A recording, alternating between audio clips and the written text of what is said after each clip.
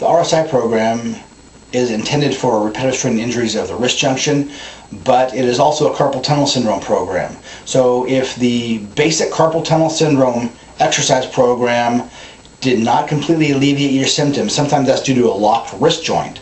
So what you'll want to do is perform the RSI program in its place, then as the symptoms are relieved, then move back to the original carpal tunnel syndrome program or continue out with the RSI program.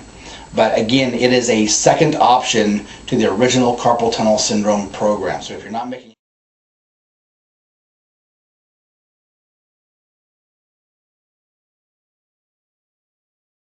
this exercise program will help unlock the wrist joint, the radial ulnar joint, the carpal metacarpal joint, and allow freedom to exist here so that the bones can shift into the places where they're supposed to be. Once this occurs and you've done the program for a few weeks, you can go back then to your basic palm up, elbow moving exercise. So with that said, what we're going to do here is flex stand. I'm using my arm strap today. A lot of people aren't using an arm strap. For me, I really prefer using it.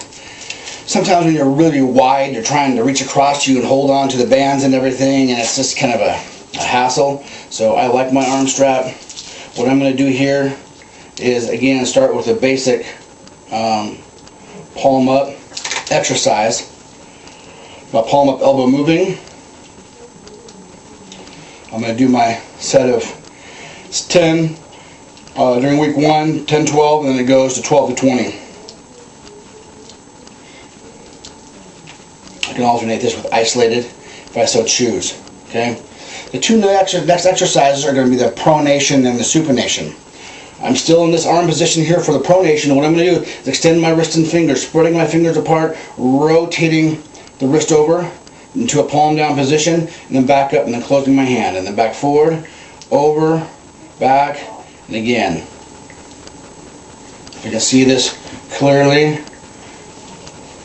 What this does, and when I'm actually rotating, the tension is wrapping around my arm, it's stabilized here, it puts a lot of tension and strength that has to occur on the ulnar side of my joint. So the greatest amount of tension is right here where the strength effect is going to occur. Well, this pulls back on the metacarpal and carpal bones. Okay, so that's going to help unlock them in that direction. So you're going to be doing the pronation exercise. To alternate that, you're going to then be doing the supination exercise, which is the exact opposite of the pronation. You run the bands underneath the forearm in a palm down position, rotating, spreading your fingers apart, and rotating up as far as you can. Rotating up. You can see it from this side, and rotating. And down, and making sure you're spreading your fingers apart while you're getting the motion of rotation. Okay? And these actually, they seem a little simple, but they fatigue you pretty darn good. So that's the supination exercise. So now I would then finish again with my palm up, elbow moving, or palm up, isolated exercise. And now, this isn't the exact routine. Those are the exercises you'll be doing in the routine, but the routine, the full exercise program comes with it, and it's listed as repetitive strain injury. And so, again, this is utilized for those who have carpal tunnel syndrome. They're using the product but aren't getting ahead or as well as quickly as they should, because you should notice results in at least 2 to 3 weeks.